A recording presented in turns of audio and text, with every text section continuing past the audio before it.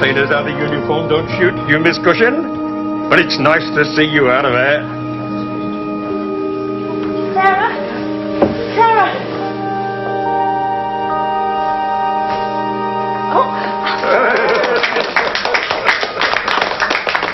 You must be the other Miss Cushing.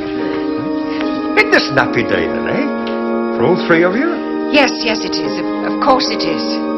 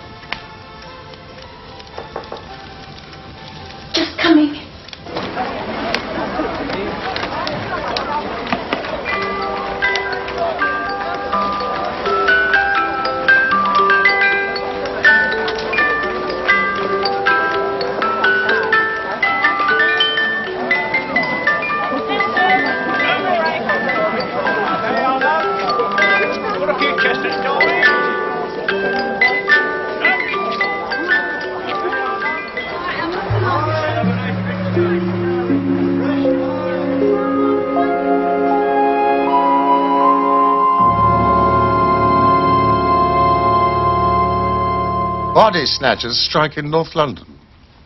Are we dealing with a modern version of Burke and Hare? Well, sadly, the anatomy schools don't need the help of body snatchers at this time of the year. They're well stocked with corpses from the poorhouses. What do you think then? Well, I don't know. Some outlandish cult, perhaps? Have you been consulted on the subject, Holmes? Come in, Hawkins! Ah, Hawkins. Make yourself at home. Have a cup of coffee. Oh, thank you. Have you brought those descriptions? Yes, I have. Bodies so far exhumed. Albert Cotter, 48, fish porter of Shadwell, heart disease. Martin Rubery, 54, cirrhosis of the liver. And we don't know much about him, except it was thought he was an amateur pugilist of some sort in his youth. Jimmy King, 39, Covent Garden porter, cerebral hemorrhage. You will continue your researches? If you say so, Mr. Holmes. I do say so. And keep your eye on the premises of a certain Murdoch Gull. Yes? Murdoch, do you think? He's the fence for anything out of the ordinary. He could be our man. One more thing, Mr. Holmes. The men and I would be very honoured if you'd drop by Christmas Eve. We try to get a bit festive at Christmas, and we like to invite a few guests. Christmas.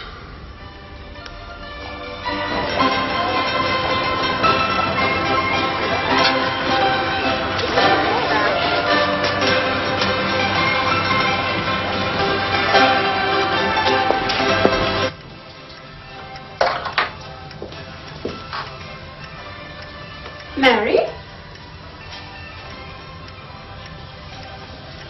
Mary?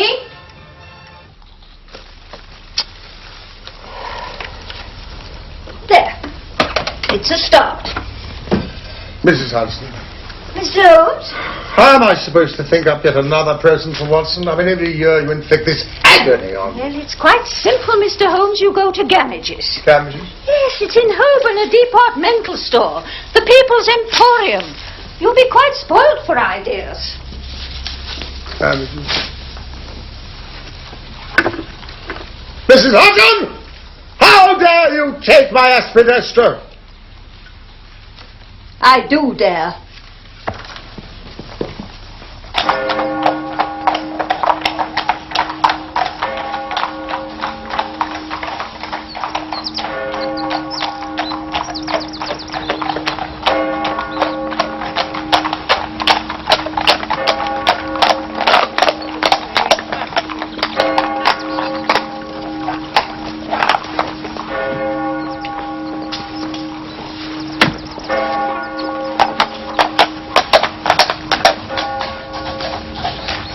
Afternoon, Miss Cushing. Season's greetings, eh? Good afternoon, Wilkinson.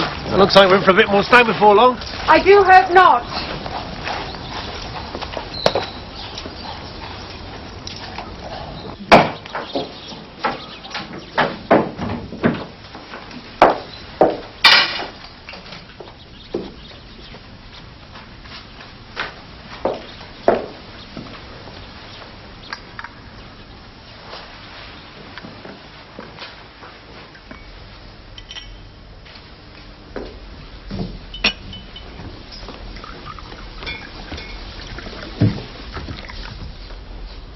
this, Monsieur Jacotet?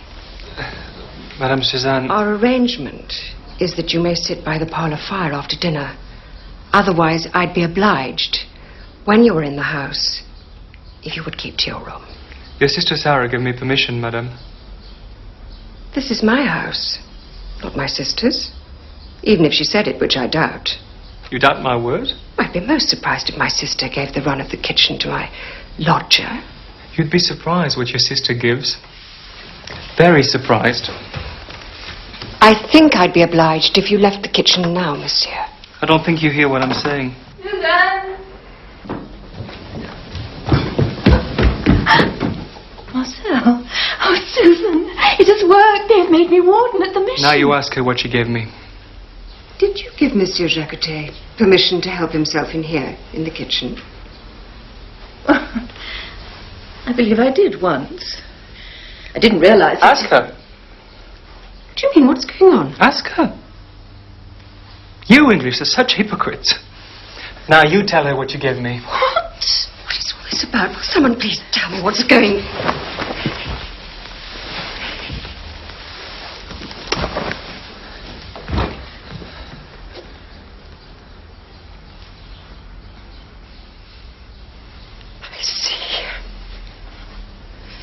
I see. Very well.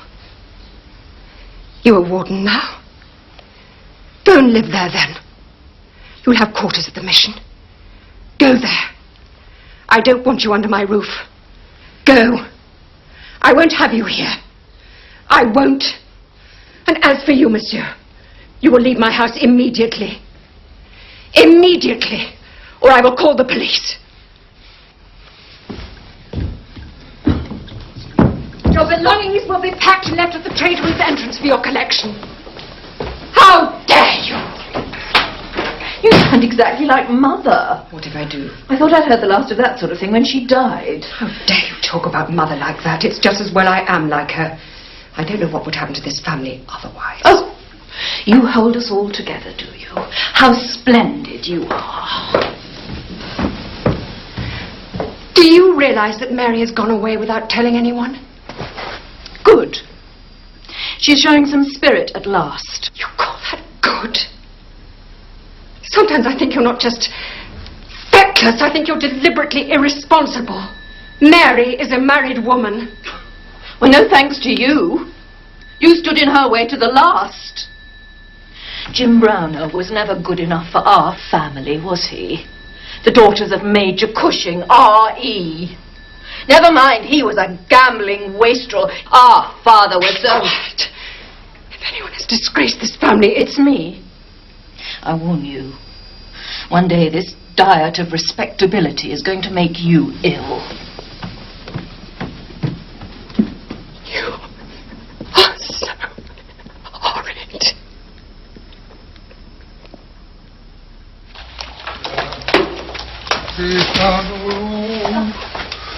Dear Mrs. Hanson. Mr. Holmes, Yes. oh, the doctor has someone with him, a Miss Susan Cushing. Oh, then you go on, please. This is...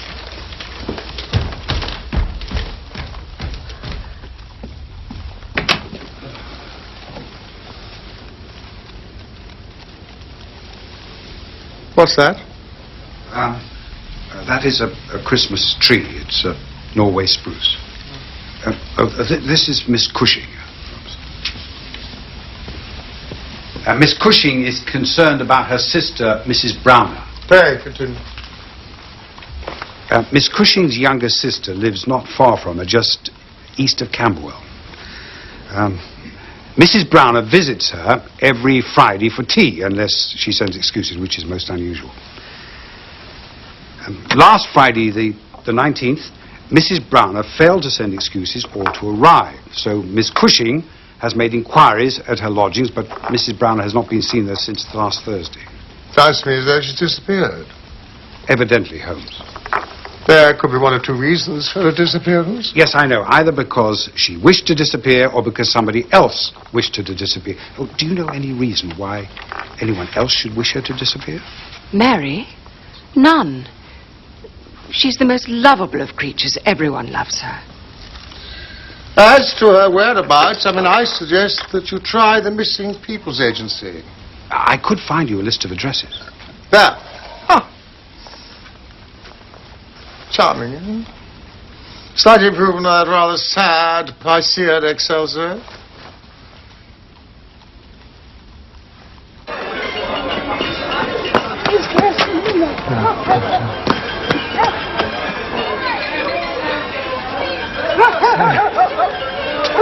Sarah. What possessed you? You've wrecked it all. The waiting possessed me. You drive me mad, Sarah. Sometimes I think I'm possessed.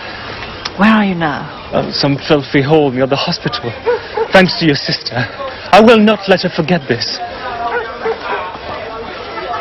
I need a reference if you're going to find a decent place to stay. Are you going to Belgium still for Christmas? Yes, my uncle and me are a stand.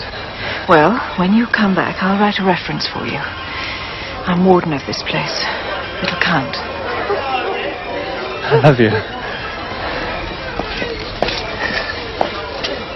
Come to me after Christmas.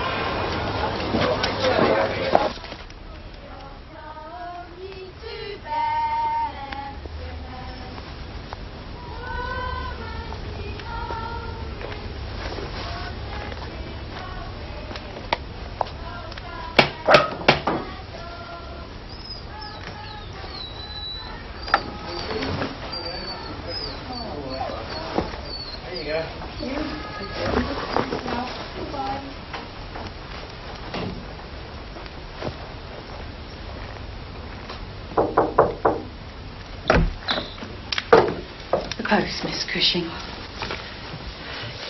Shall I put the parcels under the tree? Yes, please.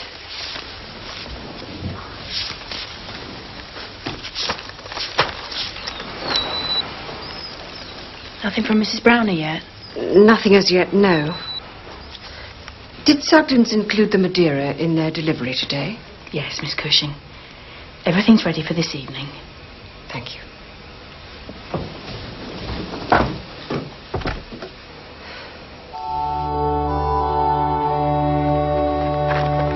Compliments of the season, Mr. Bradbrook. Thank you very much, and the very same to you.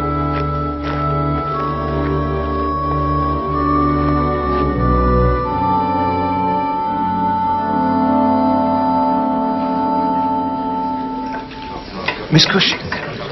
I say Miss Cushing. Sorry. Mr. Bradbrook.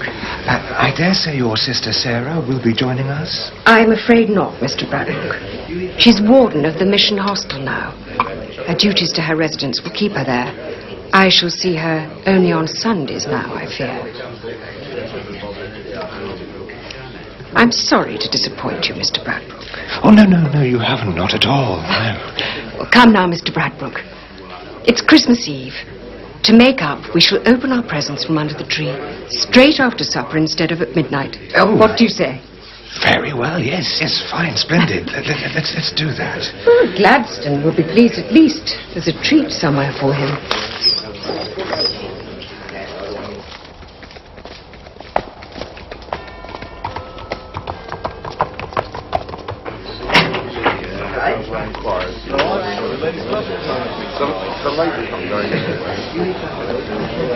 Welcome, gentlemen. Very good of you to come. Gull, has he been arrested? No, Mr. Holmes. He's come to complain. Has indeed. Yeah, he spotted our surveillance of him. He doesn't like it. You won't go up? Oh, dear me, no.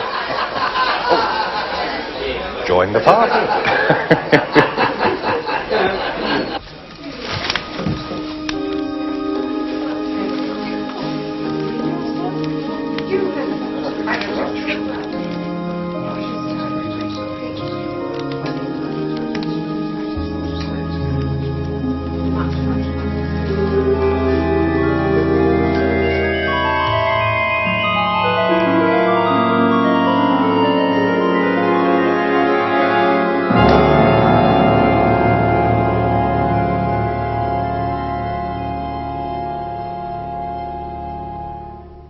Come on. Yes! Come in!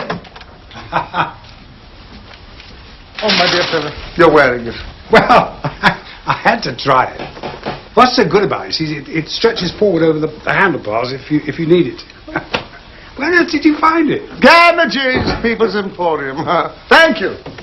Hi, magnificent. Hawkins, so do come in, dear fellow. Please, sit down. What is the news of the grave robberies? The Camberwell force have been onto me. An incident down there. They were wondering if it had any connection. I don't think it does myself, but I'd value your opinion, Mr. Holmes. We need to get this nasty little joke solved and out of the way. Joke? Respectable lady, in company, opening up parcels, Christmas Eve. One of them's a bit odd. It's full of salt. She empties out the salt. What's in it? 2 freshly severed human ears. We think it was a medical student. She had a medical student as a lodger. Post-mortem anatomy can make certain individuals thoroughly callous. Well, she threw him out just before Christmas. Bit of a row, apparently. Anyway, knowing your methods, Mr. Holmes, I've had the ears left quite untouched at the lady's house, which is... yes, here it is, Trafalgar Villa, Camberwell, and Miss Susan Cushing. Oh, Mr. Holmes, have you come to help me find Mary after all? I'm afraid not, Miss Cushing. The inspector has asked me here to look into that other unfortunate business. Oh, that. Well, I won't have those things in the house, Mr. Hawkins. If you wish to see them, you must go to the conservatory. Have you arrested that wretched young man yet? Just a matter of time, Miss Cushing. Postmark Harry's. Now, this student fellow, Jacquetet, was going home for Christmas to Ostend via Harwich. Yes, I agree with you. Harwich is persuasive. The writing is poor, uneducated. I know the medical profession is notorious for its illegibility, but this... read with a broad nib pen. Very inferior ink. Tar twine. Stockholm tar. Knots intact.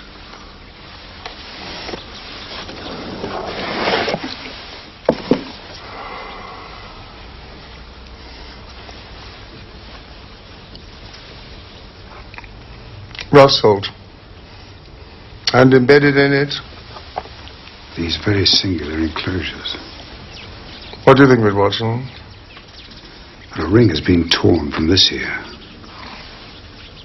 They're not a pair.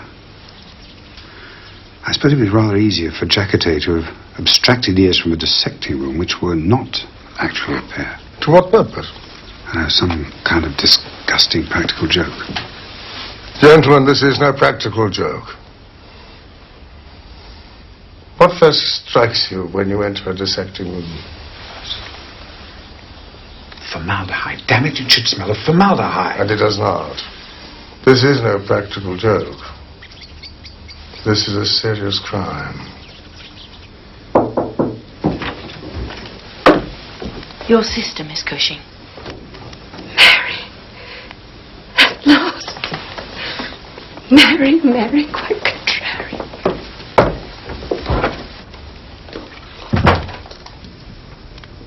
I thought it was Mary. I've come to take some more of my things. I bought you a present before we argued. You may as well have it. I don't want it. I don't want it. What's the matter with you? It's another disgusting prank. What? He was your friend after all. Who was? I don't want your horrid parcel. Take it. Let's preserve the proprieties at least, sister. Proprieties. You dare to talk about the proprieties. You've flouted the rules of society all your life. And you had the effrontery to accuse me of interfering with Mary's marrying that man. Didn't you? But what did you do? What did I do? I did nothing. You know what you did. You introduced Mary to other men, corrupting her. Mary has told me in her innocence. She accused me. Mary accuses no one, you know that. But I see your hand in her unhappiness. Nonsense. Why did Jim Browner start drinking again? He signed the pledge for Mary. That's what brought them together. She pinned the blue ribbon to his chest and he was a new man. So why did he break his pledge? Why ask me? Why did you quarrel with him? I never approved of Jim Browner, that's true. But he deserved better than being driven back to drink by your meddling.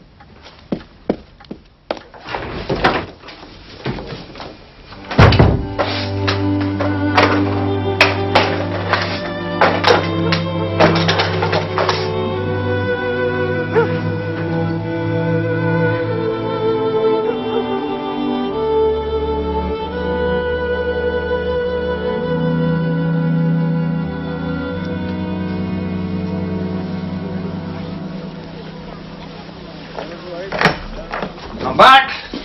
Jim, Hello, Sarah. Mary wasn't expecting you till much later. Oh, I managed to catch the tail end of the float. Saved the whole time. She's not here then? No, old Mrs. Cooper's not well again. Mary's with her. I said I'd help her with the laundry. She'll be back soon.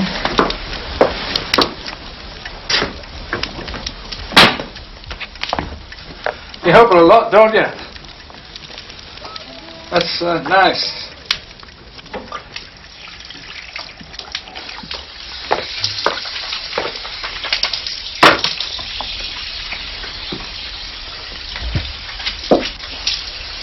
You know why I help her, I suppose?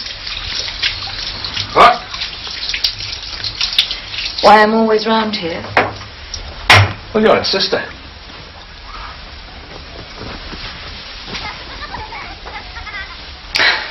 Can't you be happy for 5 minutes without her, Jim? Here. Make yourself useful.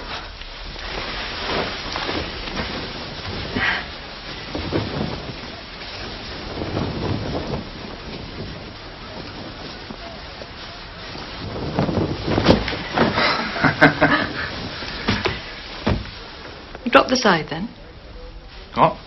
Will you drop this and bring it up the other side? What do you mean? Mary doesn't do that. There are plenty of things Mary doesn't do, I dare say. Look, I'll show you how to do it, shall I? Now. No, come on. You take this corner. Right. Now, you drop this. And you bring it up the other side. You do it yourself. That's not for me. I want no part of that. Pushing women's work at me. You keep that to yourself.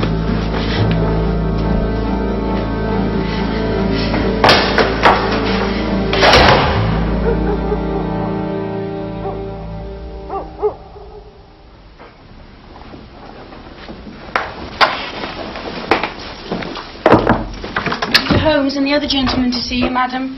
As long as they don't bring those things near me.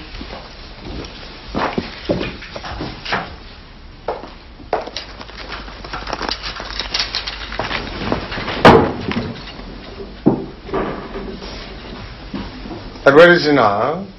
Mr. Browner was on the South American line when he and Mary married. But he was so fond of her that he found himself a berth in the North Sea boats, the London-Den Helder line. And is Mary fond of him? It was a love match. Love? Although Yes. I was loath to acknowledge it at the time. Why was that? I didn't think a sister of mine should be marrying a steward. And now, how do you feel now? I think Jim and Mary could be happy. You mean they weren't? Well, they were, at first. What happened? Perhaps you should ask Sarah. She practically lived there for a while.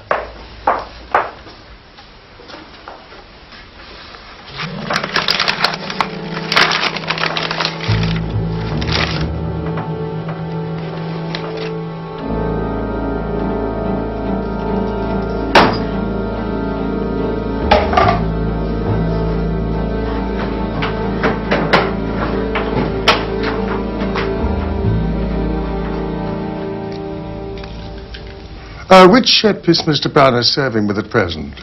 The May Morning. She sailed on the 17th for Belgium and Holland. They were in Rotterdam over Christmas. The crews draw lots, and Jim was unlucky this year. Mary was to have spent Christmas with Sarah and me. And now Sarah, of course, is warden at the mission. Are you sad not to have her living with you still? Yes, I am. Well, to tell you the truth, Mr. Holmes, things are not well between us. You've quarreled? What about? It may have a bearing on what has happened to your sister Mary. I know that. Of course it does. Do you think I don't know that? I blame her for everything. Sarah? Of course. Sarah. She spent far more time than was necessary at Mary's lodgings. Jim and Mary were just married, making their own life, making their own friends. Then Sarah introduced Alec Fairbairn to them. I know it was not generously done. Sarah seemed to want to shame Jim Browner. I don't know what Jim had done to Sarah, but she seemed to hate him. I believe that... You believe what? Ask her.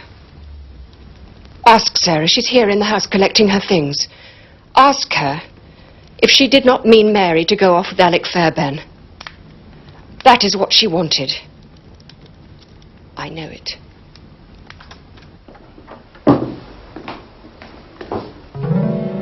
Ah, the message has been received then.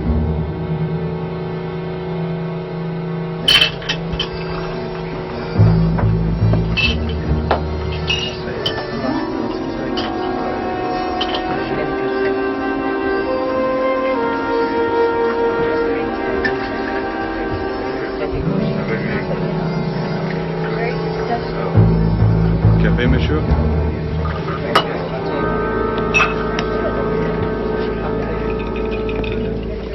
Thank you for your help, Inspector. It's very difficult, Mr. Holmes. We can't ignore the evidence. What have we got? 2 severed ears in a parcel. We've got the medical student, Jacquetet, who's been thrown out of the lady's house. Strong motive. Parcel, postmarked Harwich on the 19th. He was in Harwich on the 19th. That's as good as you get. Your logic seems foolproof, Hawkins. Thank you. Well, yes. I just regret that I haven't been able to keep it out of the newspapers. They're running the story in tomorrow morning's first editions. They've also managed to get hold of Miss Susan Cushing's name. She won't like that. Poor woman. This other matter then, Mr. Holmes, you've clearly got some thoughts on that, haven't you? It is my belief that a member of Dr. Watson's profession, possibly of some distinction, has overstepped the mark. The corpses all belong to pugilists, amateur or otherwise. What is the unfortunate characteristic of boxers who have fought too long? Well, there can be such scarring of the brain that they behave as if they're drunk. Slurred speech, loss of memory, and so on. They become punch drunk. Precisely. You mean somebody is studying the pathology of brain tissue? For all the best reasons, I dare say. And their passion for the subject has outrun their judgment. Sir Marcus Lanyon. I'll wager a month's salary on Sir Marcus. That's precisely his speciality. And he's impatient to a fault. Ruthlessly impatient. There you have it, Inspector.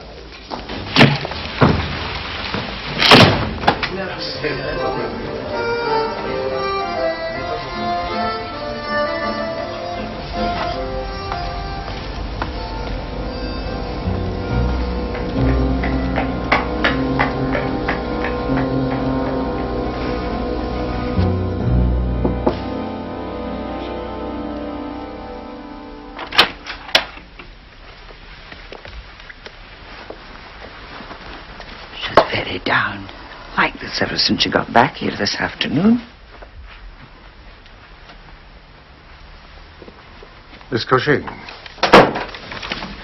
Why did you quarrel with your brother-in-law, Mr. Browner?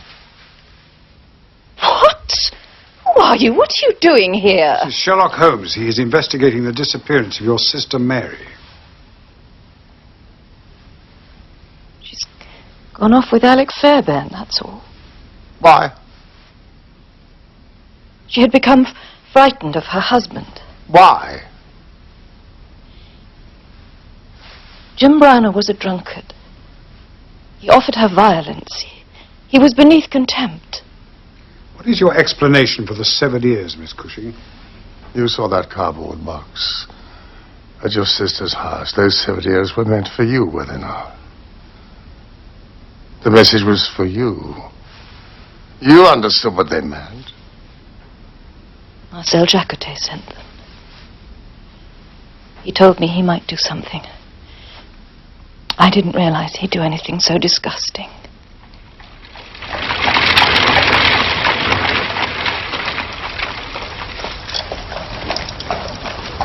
She's lying, Watson. She's lying through her teeth.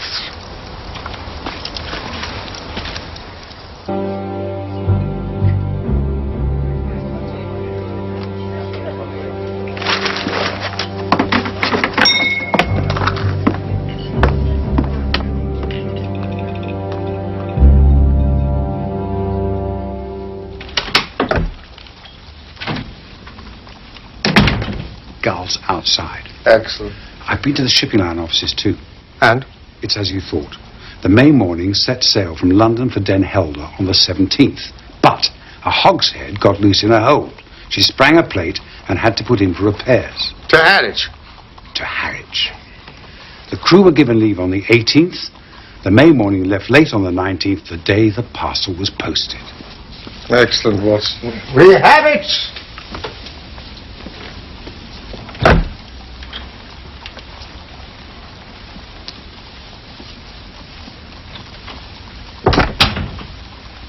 Mr. Holmes? Mr. Gull. They have telegraphed. Jim Browner came off the ferry at Ramsgate at 7 o'clock this evening. Good. I knew I could rely on you. And I can rely on you, can I? Oh, you can? Does the name Sir Marcus Lanyon mean anything to you? It might. He will be warned off. And the orders from which you have been profiting will dry up. But so will the police interest in you. I'll be satisfied with that. We've acquired a bargain, Mr. Gull.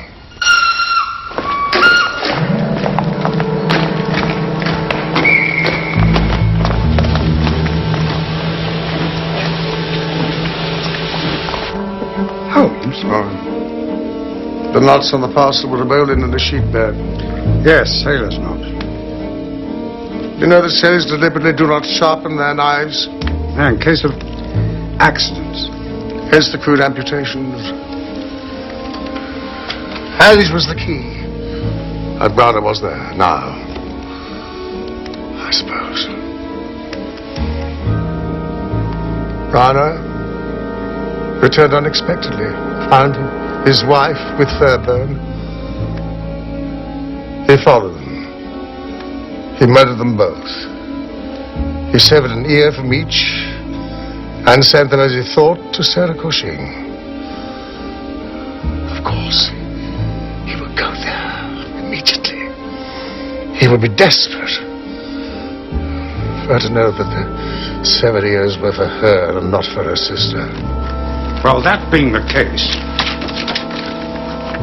the railway is operating as if it were a Sunday. Why? Because the Christmas holiday is still on. Do you realize Browner could have caught a much earlier train? No, I did not know.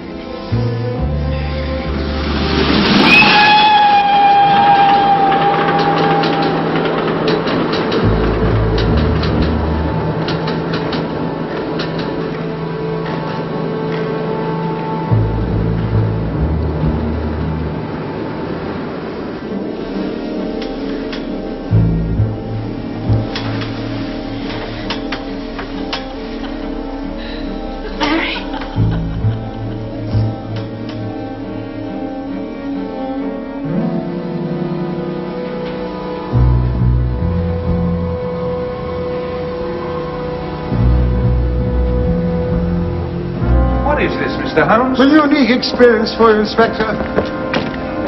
You may apprehend a murderer before you have even acknowledged there has been a murder.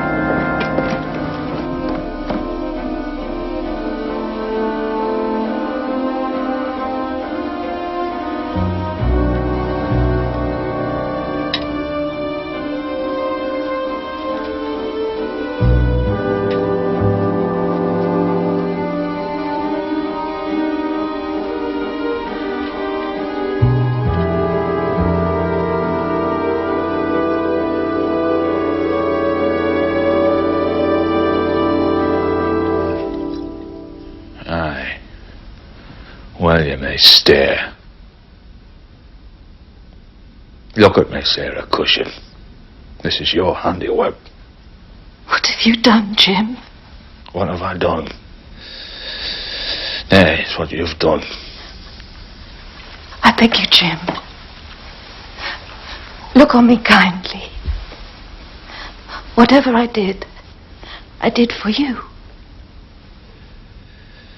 It was you.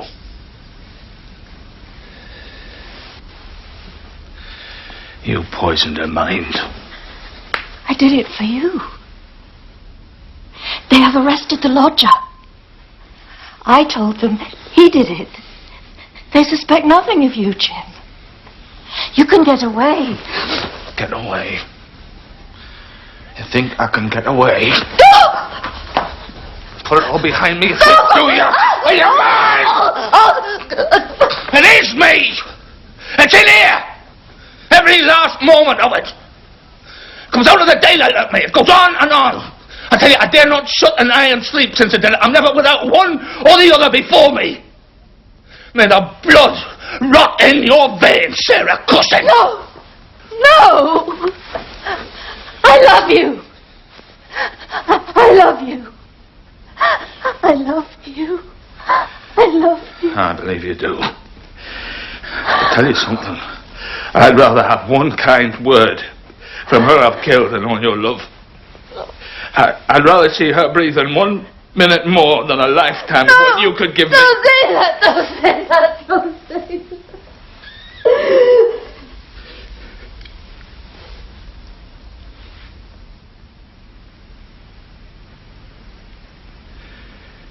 She loved me. That's the root of the business. But she knew. I thought more of my wife's footprint in the mud than I did of her body and soul. Where would I dreamt it?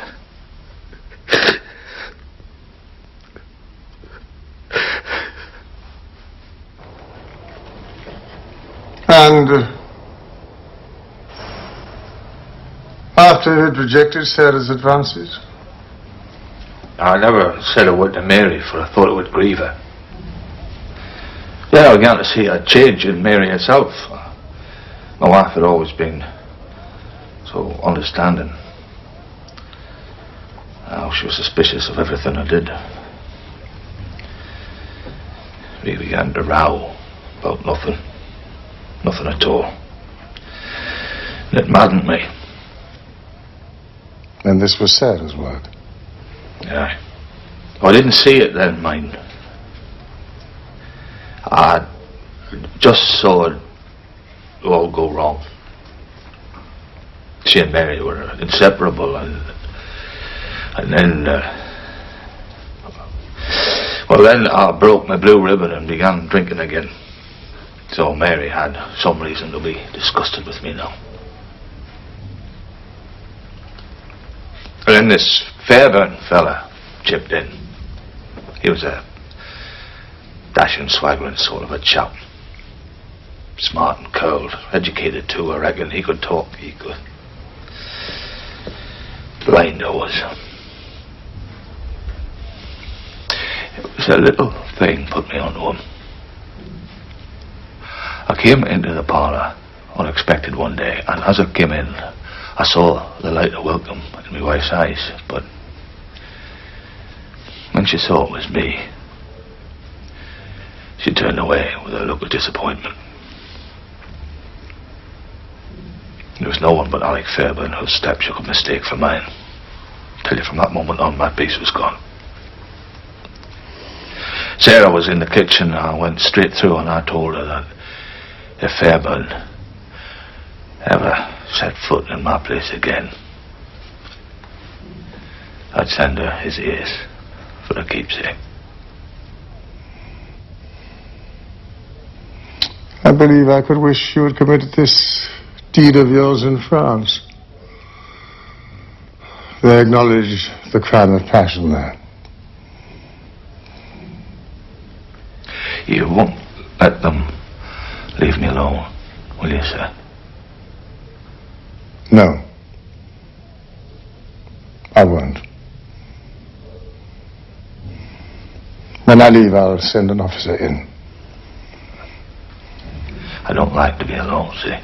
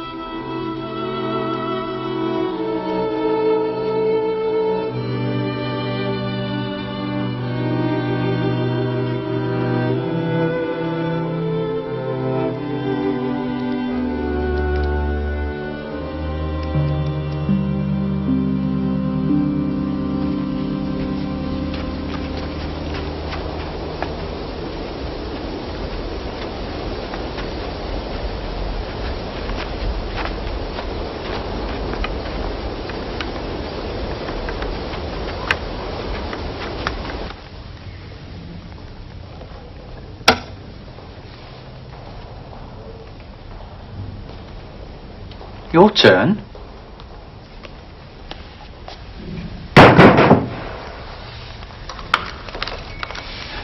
Won't be a minute.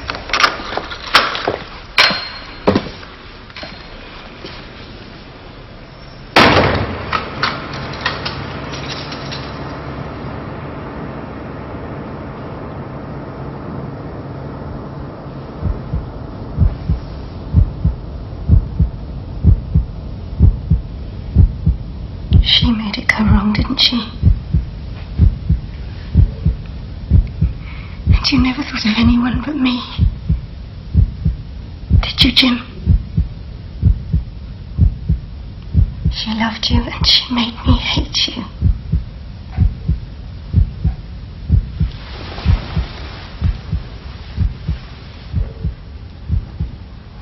Yeah. It was as if you had a secret, you see.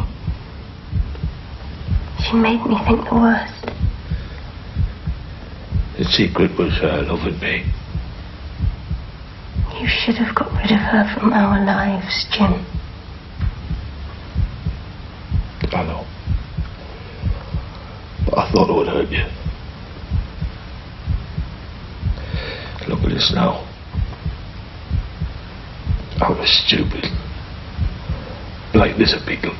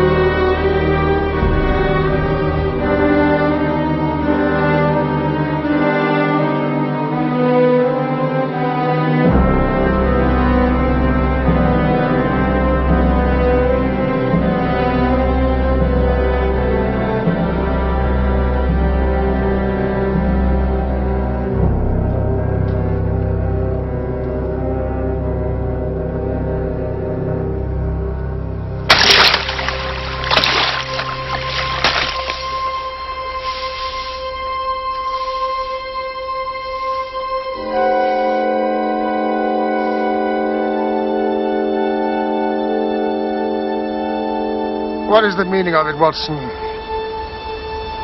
What is the object of this circle of misery and violence and fear? It must have a purpose. For our universe has no meaning, and that is unthinkable. But what purpose? That is humanity's great problem, to which reason so far has no answer.